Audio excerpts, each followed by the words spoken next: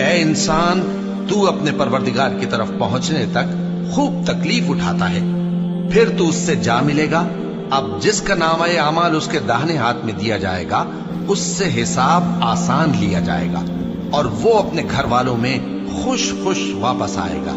और जिसका नामा आमाल उसकी पीठ के पीछे से दिया जाएगा तो वो मौत को पुकारेगा और दोज़ख में दाखिल होगा।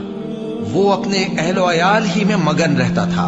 वो तो ख्याल करता था कि अल्लाह की तरफ लौट कर न जाएगा। क्यों नहीं, उसका परवरदिगार तो उसको देख रहा था। सो मैं शाम की सुर्खी की कसम खाता हूं और रात की, और जिन चीजों को वो इकट्ठा कर लेती है उन